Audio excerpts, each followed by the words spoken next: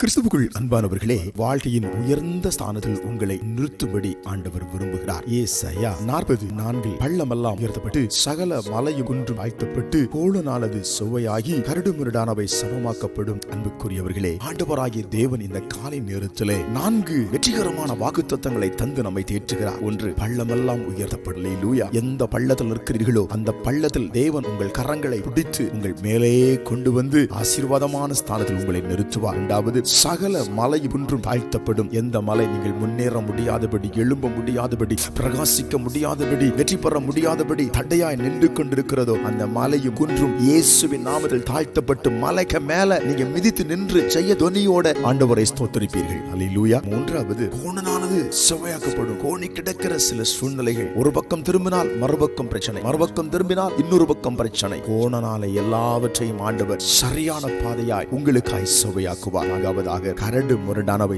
சமமாக்கப்படும். நடக்க கூடாதபடி, பயணம் செய்யக்கூடாதபடி பயங்கரமான கரடு முரடான முட்களும் கற்களும் உங்களுக்கு எதிராய் சவால் விட்டுக் கொண்டிருக்கலாம். எல்லா முட்களையும் எல்லா கற்களையும் தேவன் ஒதுக்கி அழித்து அந்த பூமியை சமமாக்கி நீங்கள் செவ்வாயாய், சாந்தமாய், சமாதானமாய், இடராமல் விளராமல் நடக்கத்தக்க தகுதியுள்ள பாதையாய் மாற்றி விளையாண்டவர் ஆசீர்வதிப்பார். கலங்காதிருங்கள். அல்லேலூயா. உங்கள் தேவன் உங்களோடு பேசிக் கொண்டிருக்கிறார். இந்த வார்த்தையை நீங்கள் நிச்சயமாய் ஏற்றுக்கொள்ளும் போது வார்த்தைக்குள் இருக்கிற அந்த மேன்மையை நீங்கள் அனுபவித்து வெற்றியை காண்பீர்கள். ஜெபிப்போம். எங்கள் பரலோக பிதாவே, உமக்கு இந்த நேரத்திலும் நாங்கள் ஸ்தோத்திரங்களை செலுத்துகிறோம். பள்ளங்களை உயர்த்துகிறவரே, மலைகளை தாழ்த்துகிறவரே, கோணனானவைகளை செவ்வையாக்குகிறவரே, கரடு முரடானவைகளை சமமாக்குகிறவரே, உமக்கு ஸ்தோத்திரம். ஜெபத்தில் இணைந்திருக்கிற மக்களுக்கு ஒரு அற்புதம் நடக்கிறது. இயேசுவின் நாமத்தில் ஆமென்.